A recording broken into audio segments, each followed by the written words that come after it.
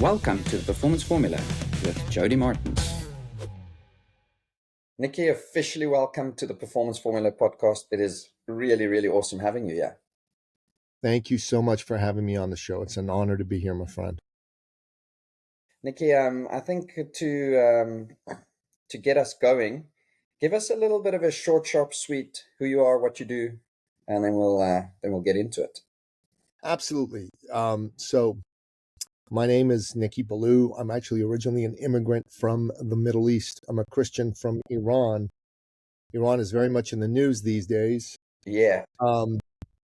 When I was 11 years old, the Islamic Revolution took place in Iran. And the regime, the moderate, pro-freedom, pro-Western regime of the Shah of Iran was overthrown. And the repressive, oppressive, tyrannical regime of the Islamic Republic came into being.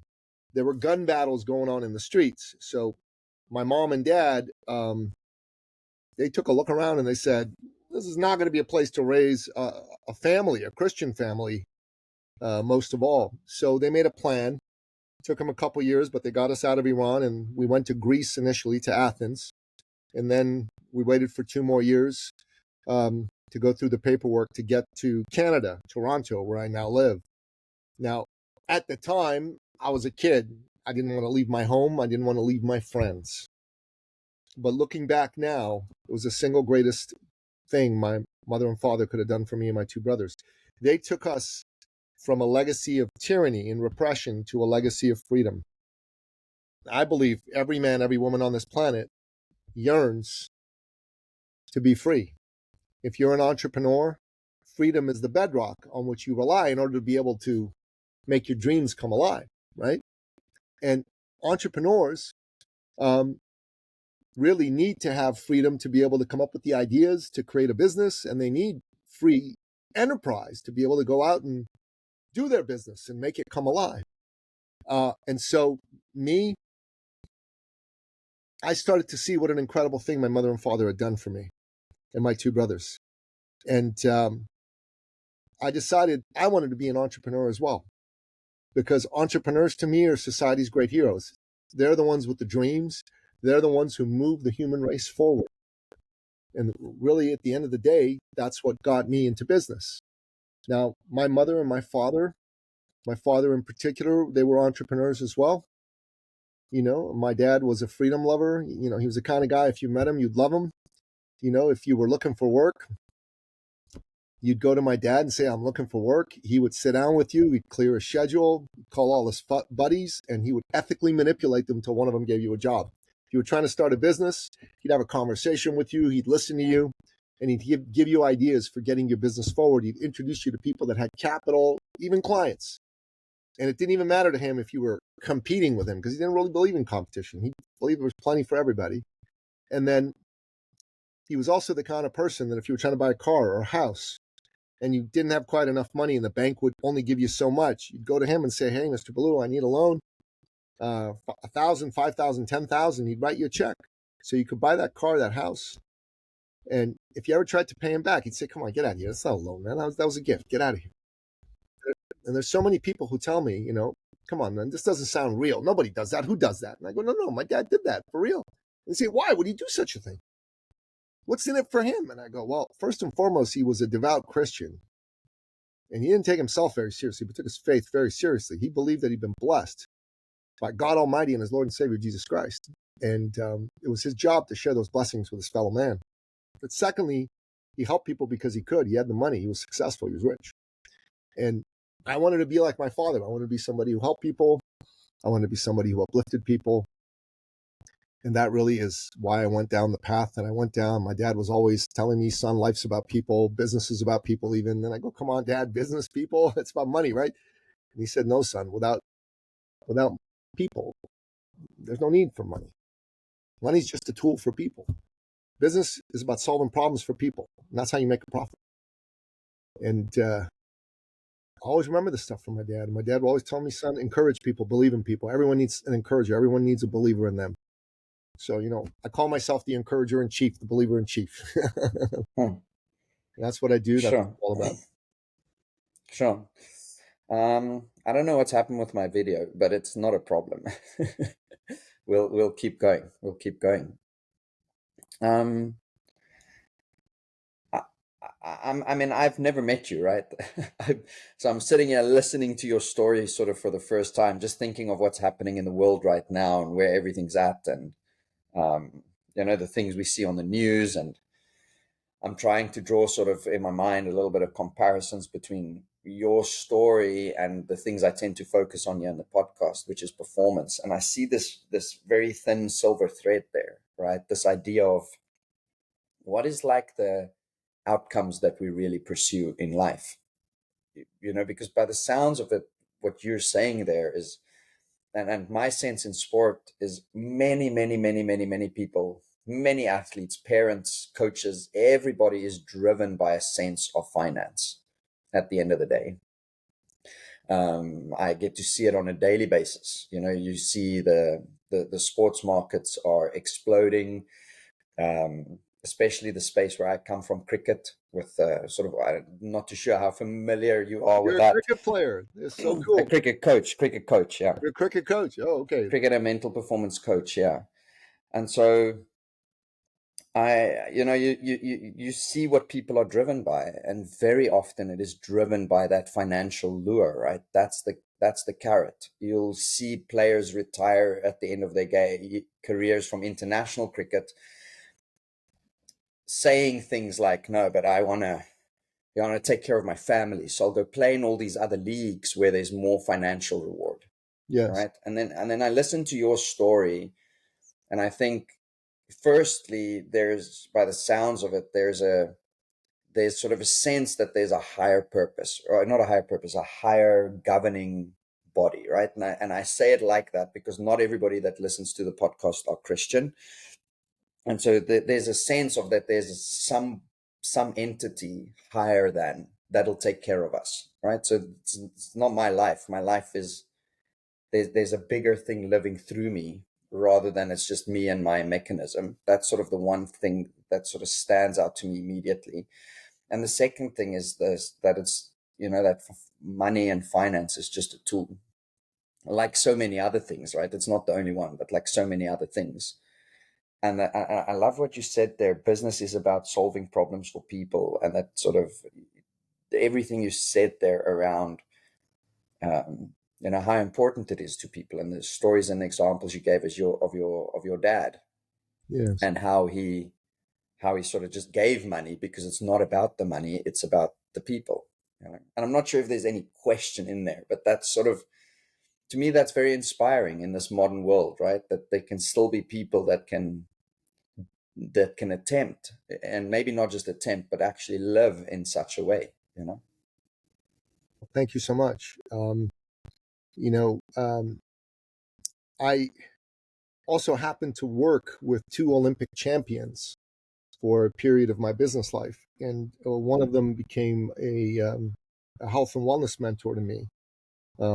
His name was Mark McCoy, and I wrote a book called Finish Line Thinking: How to Think and Win Like a Champion, really based on the time I spent with these two Olympic champions, because I learned a thing or two about how these guys think. And at the end of the day, both of them thought about doing their best, moving forward in life by going past their limitations. And Mark at some point became a Christian as well. And all of us, I think, if we look at our connection to the divine, to God, and we don't make it just about me, myself, and I, our ability to perform soars. Mm-hmm. Because on my own, I'm Nicky Billou. I'm just a man. I've got all the shortcomings and some of the attributes of men. But when I'm doing something that's bigger than me, that's about more than me, and it's about the whole broad spectrum of human beings,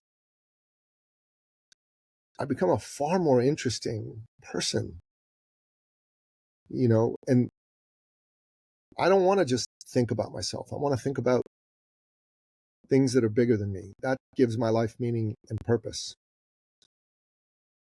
What is that meaning that it gives you? And the purpose that it gives you? You know, I think we all come into the world wanting our life to matter, and I'm no different.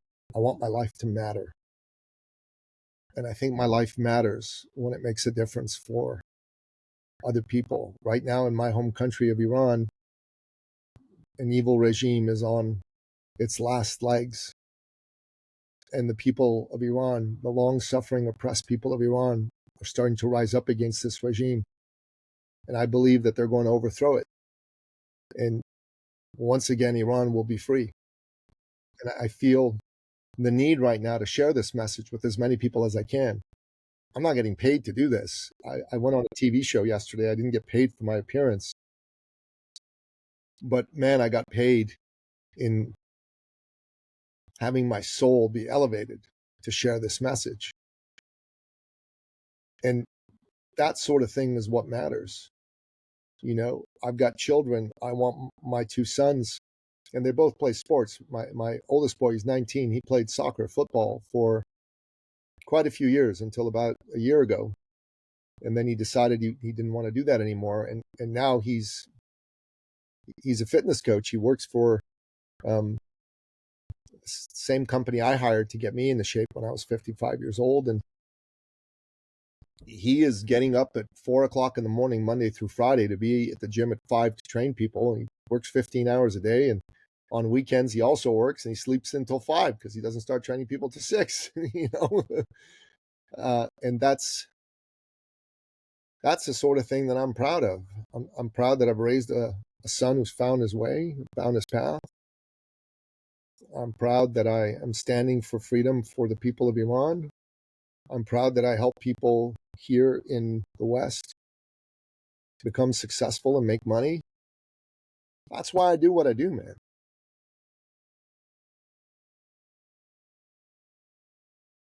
Yeah. So I'm sort of very contemplative, and I get a sense that you're too, right? I've detected that your sort of tone of voice has shifted a little bit, and it's like our conversation started with a lot of energy, and I can feel a significant sort of shift in the energy in the conversation. I'm curious what it is that you're busy experiencing right now as you're saying these things to me. Well, when I'm having a heart-to-heart conversation with you, like I am right now, I think it's appropriate to shift the tone. I mean, if I'm coming at you with high energy, talking about the most solemn things in the world, that just doesn't make any sense, right? Yeah, It yeah, just doesn't make any yeah, sense. yeah, So when I'm talking about solemn things, I speak in a solemn tone of voice. When I'm talking about exciting things, I speak in an exciting tone of voice. And I think that's appropriate for everybody. You should have multiple tones of voice, multiple switches on how you show up. One way of showing up isn't appropriate for all conversations and all occasions. yeah, yeah, yeah. And I suppose what I can appreciate about that is that, you know, so often on the podcast we want to put the best foot forward, right? Just say all the great and the grand things, and just express like how do you push, how do you become more, how do you become better, how do you become more successful, without at times being able to say, hey, but what's actually real? You know, like what is actually real? And out there in this world, we have many people in all walks of life pursuing their next step, yet there's parts of this world that are in sort of real dire situations, you know, and maybe we're fortunate. I'm from South Africa originally. In South Africa, we've got our own drama and politics at play at this point in time. You do. Yeah, I'm currently in New Jersey, in the US. I've been here for 4 months on a sort of 3-year contract with hopefully an extension beyond that. And so personally, I sort of sit here and I think, geez, we've been removed to a certain extent from all of these things. You know, like in South Africa, there is a lot of drama and uncertainty, I think, especially for white people. There is. We don't, we sit here and I wouldn't say we have sleepless nights necessarily, but we contemplate quite a lot. Like, what if that political situation there changes quite rapidly into something a little bit differently? What does that mean for our people there? Well, South Africa is an interesting situation. You mentioned it. White people from Europe immigrated into South Africa starting in the 1600s, primarily Dutch settlers, and then some British came in, and then they built quite the society over there for themselves. And then after the end of World War II, they instituted the apartheid laws, which basically segregated the races, and the whites were given the prime pole position within that society. And a lot of people saw that, and they said, "Hey, there's something wrong with this. You shouldn't do that." And at some level, there was absolutely something wrong with this to classify people by race and give some people a higher order of magnitude based on race.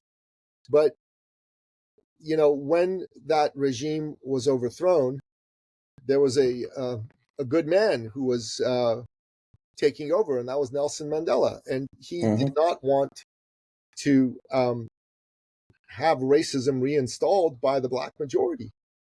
While he was alive, he was able to hold it at bay. But since he passed on and since other people took over for him, South Africa now, frankly, is operating under more vicious racism than it ever did in the apartheid era.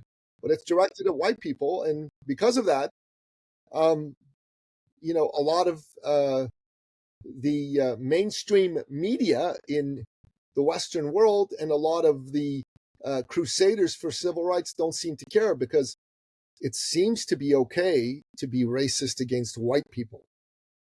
And I got to tell you, I'm from Iran. I don't know how I'd classify myself. I guess I'd be some mixture between Caucasian and not. We're an interesting ethnic mix, but I got to tell you, I got a problem with that. You can't say racism is wrong except against white people. That's racist. That's the most racist thing you can do. And when the president of South Africa, Cyril Ramaphosa, came in and said, "Oh no, there's no racism and no genocide against white farmers," and Donald Trump started to show him all those videos, I'm like, "You are a liar. You are unworthy of representing the office of the presidency of a great nation." And these people that are singing, chanting songs in South Africa about "kill the Boer, kill the Boer," I mean, they should be shunned by the government of South Africa. They should be under enormous pressure to get rid of the people that say that in those organizations, and yet nothing's happening. Nothing's happening. And that to me is wrong, is absolutely wrong. And the current leadership of the South African government is corrupt. It is racist. And honestly, if the whole point of getting rid of apartheid was just to allow another group of people to act in an even more racist fashion, then maybe apartheid should have stayed. Yeah, I mean, my take on this, right? And I think that a lot of what I'm going to say now maybe has a lot of relevance to business, to performance, to many other spheres of life. This is my personal sort of thought on it. I don't think apartheid was a good thing. Terrible. Much like you just said, it's horrible. Yeah. I also don't think what's happening now is a good thing. Terrible and horrible. But what is happening now is driven to a large part by apartheid, by what happened before. And so my sense is that the current government, and not necessarily all of the population, like South Africa is, I think something like 80% of it is Black African. The white Afrikaans, which I am, is around 4 or 5% of the people in the country. I think Afrikaans people are like 2.7 million people in the country. We are a definite minority. When I found that out, I felt a little bit prouder to be South African than I've been in the past. But having said that, my sense is a lot of what's happening now is driven by the hurts and the pains of the past. And even though we've had reconciliation commissions, we've got a national holiday which is geared towards, you know, truth and reconciliation. Yes. Even though all of that has happened, my sense is that people on the ground, and most probably people that matter, they haven't actually reconciled, and they haven't, like, for lack of better words, let the past go. They're still living in that pain and that oppression from the past, even though they speak a forward mindset, or they'll speak forward action and say, no, we equal and we this and we that. But when you get down to it, I think it's like a lot of it is still, the white people are still held to account today, even though we had nothing to do with any of that. I wasn't born in a time, I was born in the apartheid era, but I wasn't a decision maker then. I wasn't, like, I was a child, innocent. But I'm being held to, I know I'm saying I mean, my generation, we're being held to account for essentially the sins of our fathers. Yeah, you are. And that's wrong. And so we feel completely disconnected from it. We don't feel connected to it at all because it's got nothing to do with us, but we have to pay for it. And we are being made to pay for it by not necessarily that generation of people who suffered, but their kids, you know, their generation that's next, that had the liberation, but they're not really liberated in their mindset, you know.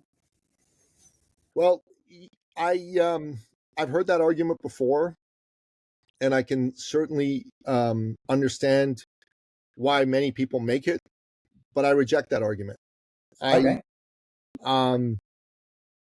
I believe that inside every human being is an angel and a devil. Mm-hmm. And here's the truth.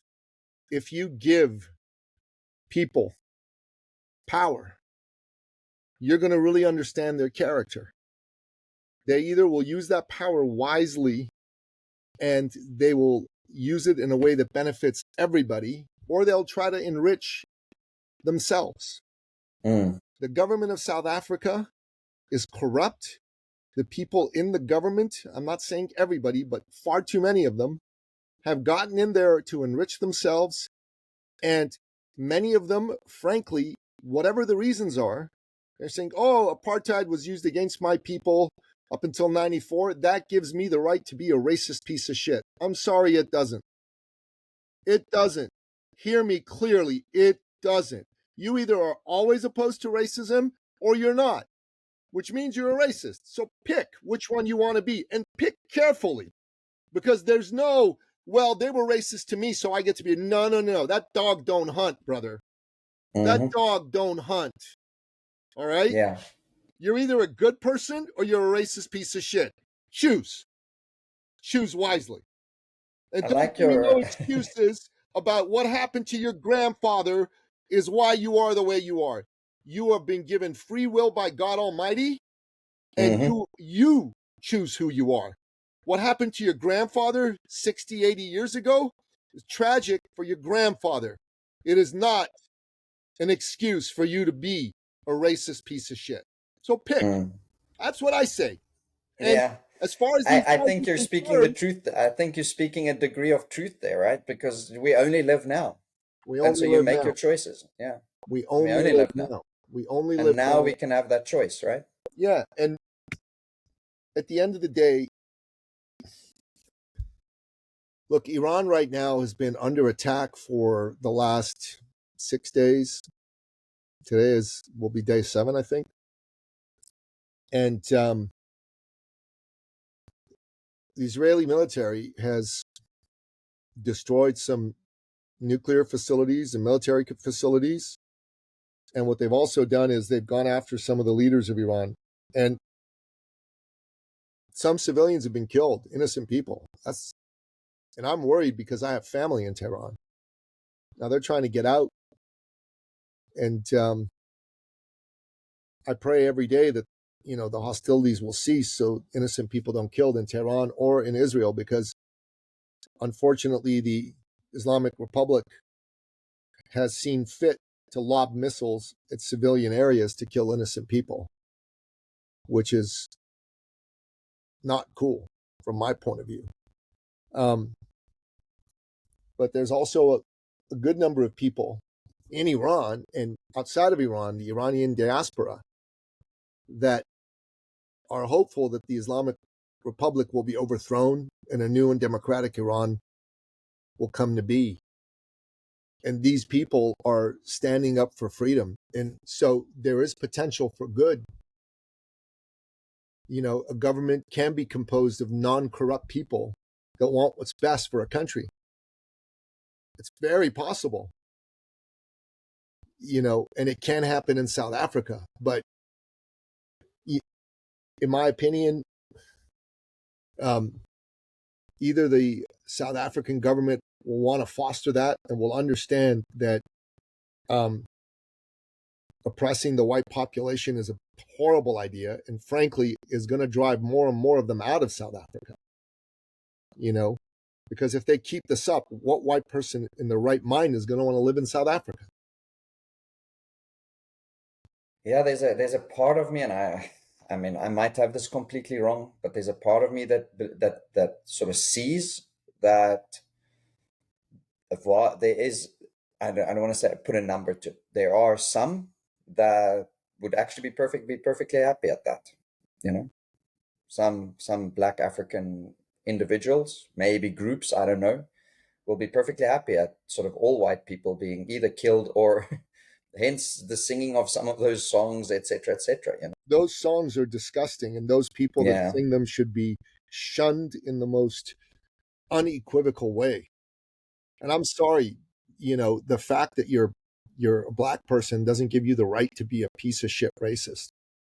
In fact, the fact that you're a Black person, in my opinion, okay, and this is a controversial point of view, but I believe in it wholeheartedly, means you're the last person on earth to condone any sort of racism.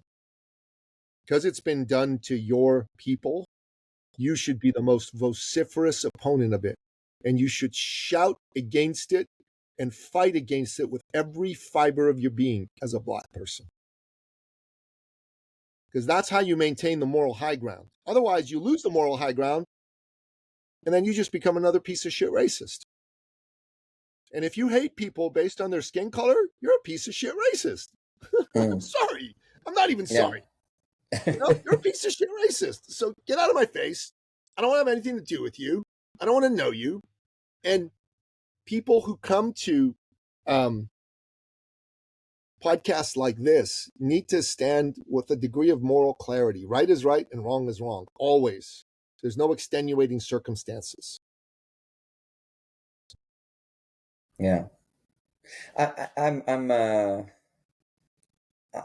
sort of thinking, like, this is a completely different conversation to the ones I normally have on the podcast. Sure. Like, completely different. And that's the beauty of the podcast, because you never really know where they're going to go, right? You never really know where the conversation is going to go. And I mean, I'm like I said, we've met each other for the first time. I didn't even know that you were from Iran at the start of this conversation, Well, and I was like, as soon as you said that, I was like, oh goodness, okay, hang on. This is different for me, and I'm going, but I find myself sort of at a point where I'm going, I mean, just yesterday or 2 days ago, I recorded a podcast, and the lady, Sarah, that I spoke about, and, I'm terrible at remembering things like this with the exact detail, but she spoke about winning in competition in such a cool way that myself and one of my friends, Russell, on a couple of our sort of shared podcast things, also spoke about that to compete means, actually, she broke it down into like the Latin, that it means, it essentially comes down to with others, like I'm doing this with you. And that competition has never been meant to be sort of this idea that I am competing against you because I got to show that I'm better than you. But it's almost like the realization that because you're competing, or because we're doing this thing together, you make me better and I make you better. And if both of us show up to be our best, well, then that's the beauty of this sort of engagement, right? And so my head sort of like this, these words that she spoke has been sort of playing through my mind the last couple of days. And now this conversation, I'm going like, I wonder if this is applied at a nation level, right? America is great. South Africa is great. And everybody can really attempt to be their greatness. And we do this world with each other rather than doing it like who's better or who's worse, you know? And I think that says a lot about the leadership that you then employ, say, in your organizations or wherever, right? It's like an organization becomes like a bit of a microcosm of maybe what is happening at a larger global scale, is that within organizations, within teams, within you as an individual, right? You can break it down through all the levels. Are you trying to show up as the best of yourself? And are you only focused on you and enriching yourself, or are you truly to make a difference and sort of give and take care of, if you can, if you're like the story of your dad, right? Taking care of those around you rather than just saying, okay, cool, what's in it for me? That's exactly right. You know, you look at it at nation level, right? Like in the United States right now, the current president is Donald Trump. So there've been a lot of presidents in American history. But when Donald Trump became president, he was already a multi-billionaire, right? He was worth $10 billion. Yeah. Since he got into politics, his net worth has fallen by 70%. He's now worth $3 billion. It's still a lot of money. Don't get me wrong, okay? Yeah. But yeah. This is a guy who got into politics not to make money. He got into politics because he saw his nation was in trouble and he believed he could do something about it. Right? You could agree with him, you could disagree with him. There's some of his policies I love, there's some of his policies I can't stand. But there's no question this guy got into it for the right reasons. His heart was in the right place. You know, where the previous president, Joe Biden, he got into politics to make money because he had no other skills. His son was selling crappy art for $500,000 a pop because his dad was president and vice president before. Barack Obama was basically broke before he became president. Now that he's been in politics, he's given speeches at $300,000 a pop. He's become a multimillionaire. Bill Clinton was a broke-ass governor, and then after the presidency, he's made $100 million with his professional grift. So, you know, it shows you who certain people are. And I'm not saying people shouldn't make money. Don't get me wrong, man. They should make money. I think you should make a lot of money, brother. You know what I'm saying? You should make a crap ton of money, right? But here's the truth, right? Without having the heart to make a difference, people are pretty smart. They're not going to want to be with you over time. You know, they're going to get to know you. They're going to go, okay, this guy either was really for me or he wasn't. And if they feel that you're for them, they're going to do good things for you. If they feel that you're not for them, they're going to pull away from you. So in business, lead with your heart. Call that being a heart leader. Right?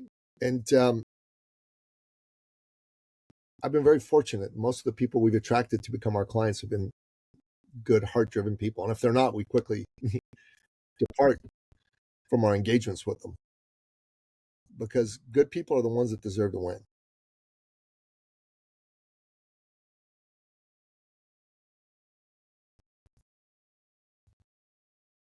I mean, when I hear you say that, right, I think of so many of the conversations I've had recently, and sure, many of them have been around performance, but I think what you sort of say hits at the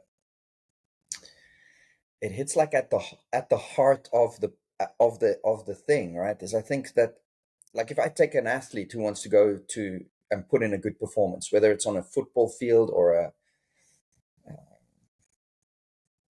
rugby field, cricket field, where at the Olympics, World Cups, whatever it might be, most of them, all of them, want to go and succeed. You take a 10-year-old who plays soccer on a Saturday morning, they want to go there and do well. They want to go and contribute to their team. They want I don't know a single athlete who walks onto a field and says, "Oh, I want to suck today," and legit is okay with that, right? Everybody wants to go into that space and succeed or contribute in some way. I don't know a single one who says, "No, I'm going to go and make a mistake today so that I can shoot my team in the foot so that we can lose." And nobody does that from a sporting point of view. Nobody does do that. And so this idea of leading from the heart that you sort of brought up there, right? Versus, and I mean, it might just be my sense, but I would imagine that a very high percentage, 99% of athletes that I know that I've worked with, it's all about what's in their head. It's all about, it's in their head, and it's about themselves. If they have doubt or if they have confidence, it's about me, what I've done, how I've done, how I've succeeded. So I can feel good about myself, or I can feel bad about myself, right? Everything, I would say, all the mental problems and anguish and things that we struggle with. I think of myself, right? Where it's like, oh, finances are a bit tight this month. Okay. How are we gonna squeeze through here? Then it becomes a head thing straight away. It pops into the brain and you do the math. Versus if we say we really want to lead from the heart, then like it's a game changer, right? Because then it's like a lot of that thinking from the mind goes out of the window. It transforms into something completely different. Yeah, 100%, man, 100%. The world is looking for leaders right now, people who are encouragers, who are going to move them forward and going to show them how to do good things in the world. With everything that you know and understand about this and your life and everything that you've experienced, what do you think are some I don't know what the right word is. Let's say like some awarenesses people can try and have for themselves to know if they're coming from their heart.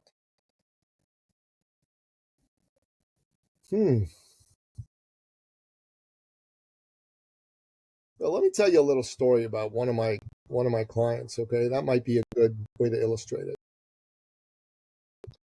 So about 10 years ago, I was introduced to a fellow, young man at the time. He was 25 years old, and he was a health and fitness coach, right?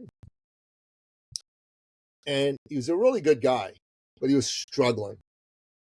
He had like 7 clients. He was making like $1,200 a month. It wasn't really going too good for him. You know what I'm saying? And when he was introduced to me, he came to me because he wanted to make more money, right? He wanted to make more money. He wanted to perform better. So when I met with him, I said to him, "Hey, Danny," his name's Dan. "So tell me about what you do." And he's like, "Listen, I'm a fitness coach. I can help anybody with any health and fitness problem. I can help them lose weight, put on muscle, get ready for a wedding, whatever." And I was like, "All right, listen, man, that's not going to work. You got to like narrow your focus a bit." And he said, "What do you mean?" I said, "Well, think about who you could help narrow your focus." He said, okay, I got it. I'm going to work with doctors." I go, "Well, why doctors?" He said, "Well, my dad's a doctor. I love my dad." I said, "Okay, great." He said, "Plus they make a lot of money, and that way I can make money. They got money to pay me." Yeah. And I'm like, "Danny, no, man. No. He says, "I'm going to do this." So he did it. He got like 1 or 2 clients in a couple of months, but no great results. So I said to him, I said, "Danny, you're focusing on the money, and that's why it ain't working for you. You got to change this." He said, all right. He says, I got it. "I want to work with cardiologists. Cardiologists." I'm like, "Why? They make more money than doctors. Nicky, come on." And I'm like, "Oh my God, Danny, you don't get it." And then all of a sudden, the good Lord saw fit to bring into his life a man who was none of those things, a doctor or a cardiologist, but a man who was an athlete who had a missing leg, lost it in a childhood accident. His name was Papito Wilson. And good old Papito Wilson, tell you what happened to him. He and Danny got along great, and he helped him really make lots of improvements. And then there was a Pan American Games and then Pan American, Paralympian games or whatever they're called. And this guy won some medals, right? Might have even won a gold, I'm not sure. And then Danny comes to me all sheepish and goes, Nicky, I owe you an apology. And I go, what for? He said, well, you've been trying to tell me not to go after the money, and that's not the way, and I didn't listen to you. He said, I was wrong and you were right. He said, working with Pepito, it's been really great. I think I want to help people with missing limbs. I know how to help them train. I can really help them. So that's what I'm going to do. And I thought, wow, that's beautiful, man. Yeah, go for it. So my friend, in 6 weeks with no marketing budget, no ads, strictly word of mouth, he signed up 400 clients. 400. He went from making $1,200 a month to making over $100,000 a month. A month. Not trying to make money. Not trying to make money. When he's trying to make money, that was his focus. Yeah, it didn't go so good for him. When he was not trying to make money, not that he was, opposed to making money. It's just that wasn't his main focus, is what I'm saying. He went to a $100,000 a month, $1 million a year run rate. Now, why? Why did he sign up that many clients that quickly? Now, you put yourself in the shoes of someone with a missing limb. If that's you, you probably are not thrilled to have a missing limb. You probably wish you had all your limbs.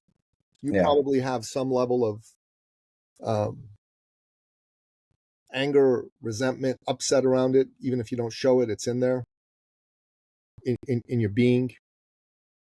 And you probably believe that at some level you're less than somebody who has all their limbs, right? I mean, that's actually literally true. You have less limbs, right? Danny's message to these folks wasn't, I'm going to make you fit. His message to them is, I see you. You're great.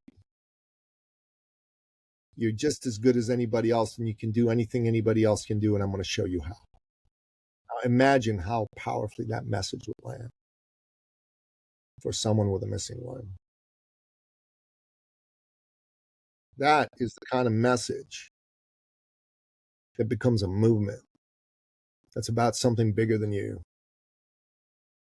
That is the kind of message that wins hearts and minds and souls. Boom!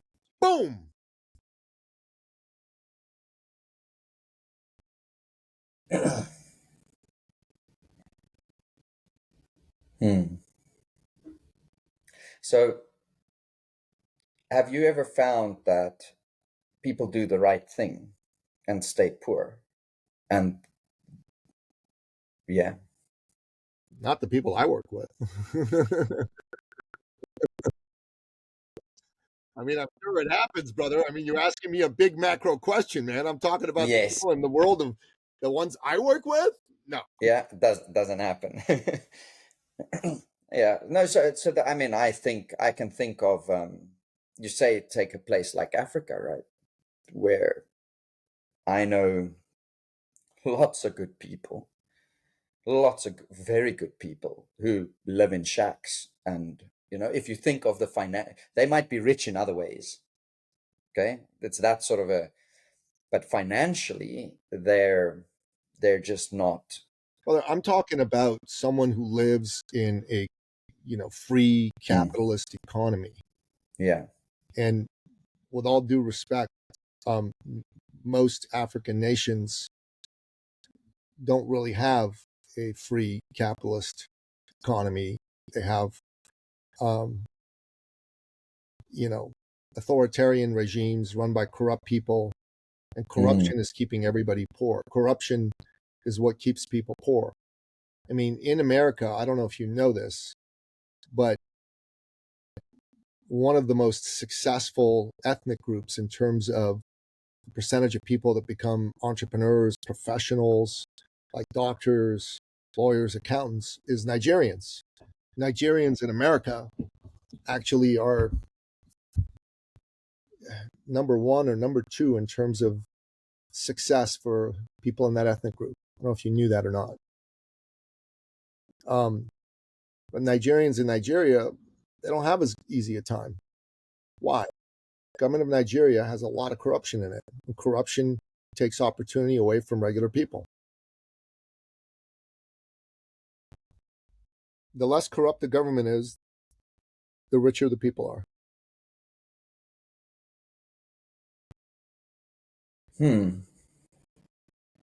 A lot of food for thought. A lot of food for thought so far in this conversation.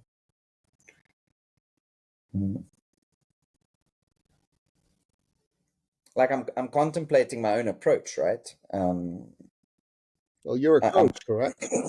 Yeah. Yeah. I'm contemplating my own approach with these things, and I think of my own struggles, right? And the things and my own internal battles and how I ebb and flow between, as we sort of speak in this conversation, between the head and the heart, right? Because it's a like whenever I hear or whenever I find myself or whenever I position my own mind in a place to come from the heart first, it always feels better. It always feels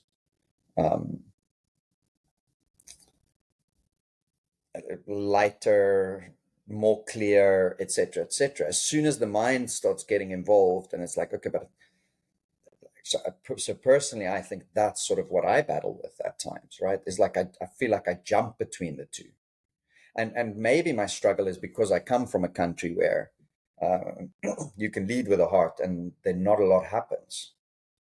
And it's almost like if you don't become corrupt yourself in some way, and if you're not driven in that way, then you will be left behind. Versus, I don't want that. I personally, that doesn't feel good at all, you know? Yeah, got it. And that's sad and that's unfortunate that South Africa has become so corrupt. Yeah. But, you know, at the moment you're living in New Jersey, take full advantage of that. Yeah. Yeah. So if you think of people becoming successful, right, other than say leading from the heart, what other key things do you think are necessary? Well, because I mean, if you take your story now, right, like we hear a lot like, you got to work hard, you got to work hard, you got to work hard. My sense is if you do things that you enjoy, you'll work hard naturally, and it doesn't feel like hard work. As an example, right? So is there other things like that that you're aware of? Like, is it hard work, or is it something else that's necessary in the melting pot of success? So the vast majority of my clients tend to be coaches, consultants, experts, solopreneur type people, right? Maybe they have one or two staff, but that's about it, right? They're usually under $1 million in terms of their income and revenue. You follow me? So we have some people that are like, you know, proper companies with lots of employees, like 10 million, 20 million, but most of our people are solopreneurs, right?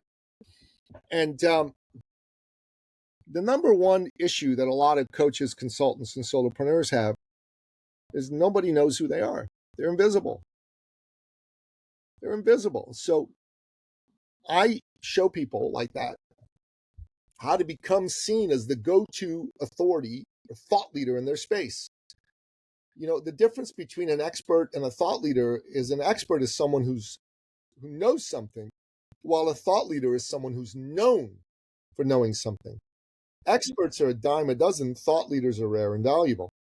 Another way to put it is an expert is like a cover band, while a thought leader is a band that plays original music, right? So, like for you, Jody, if you want to like expand your business, make more money, the fastest and best way is to have you become known and seen. So this story I told you about Dan, nobody knew Dan was. He was just another personal trainer.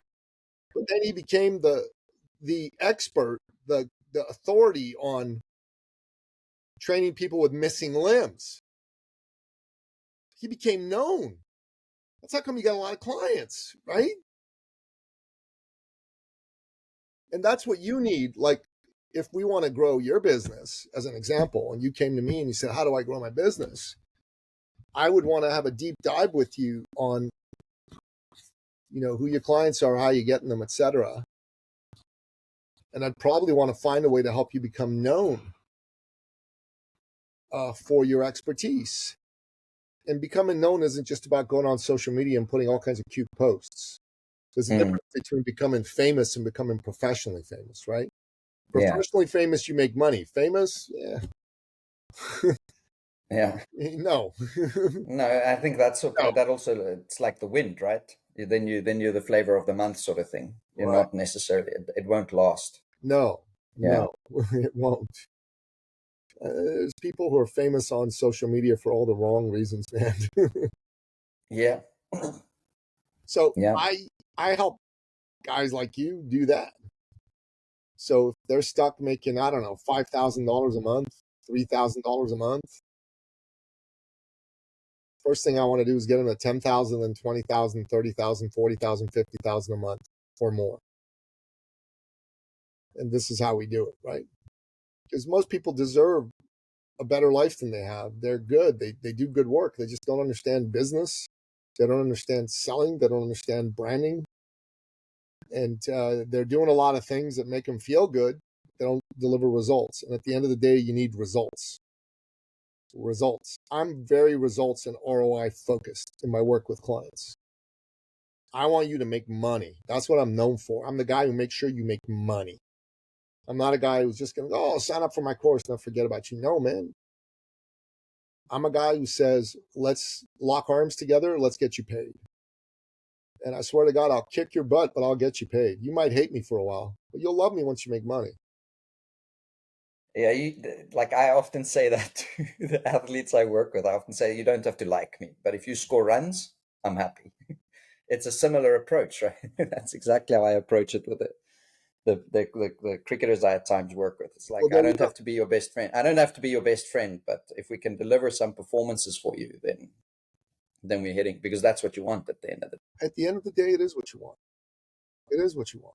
You know, see, I look at my work with my clients as like I'm their father. I'm their father. I'm not their friend. I'm their father. You know what fathers do? Fathers kick your ass and prepare you for life. Like a real father. Yeah. A real father doesn't just go, oh, that's so sweet. That's so great. Now, I have sons in real life, and that's what I've done to my sons. That's how come my son's 19, and he's working 7 days a week, and he gets up at 4 in the morning, Monday through Friday, and 5 in the morning on weekends, and he's making money, and, you know, he's bought his own car, and he's helping out at home with his mom. Because he had a father like me, and not a father who was a pussy. Sure. Nicky, I've loved this conversation. Like, it's definitely a different one for the podcast. And I feel like we've gone through all the emotions here, right? We've gone from getting to know each other to a little bit more solemn, to a little bit more passionate, a little bit of rage, a little bit of fire, a little bit of everything. Amen. You know, if people have listened to this, and I'm 100% sure there's people listening to my podcast that that would find value in this conversation, right? Whether it's from the political angle, whether it's from the personal angle, whether it's from the business side or the performance side, I think there's a little bit of if you listen carefully, I think there's a little bit for everybody in this conversation. Well, if others have listened to this, you know, how do they connect with you if they want to do that? Well, Nicky Billou, NICKY BILLOU on any social media platform. Go ahead and connect with me there. Nicky Billou on Amazon. I've written 11 books. If you are truly a leader, you should be a reader. So pick up a couple of my books and read them. And then if you own a coaching practice or a business and you are stuck and you want to have a conversation about getting unstuck and doubling, tripling, quadrupling your revenue and income, then go to ecircleacademy.com/appointment and book a free success call with me. And let's look at creating your success blueprint. Perfect. Awesome. I'll make sure all of that is in the show notes below. Thank you, Jody. Appreciate it. Awesome. Have a great day. Thanks for having me on the show, man. Great to be here. It's my pleasure. Awesome.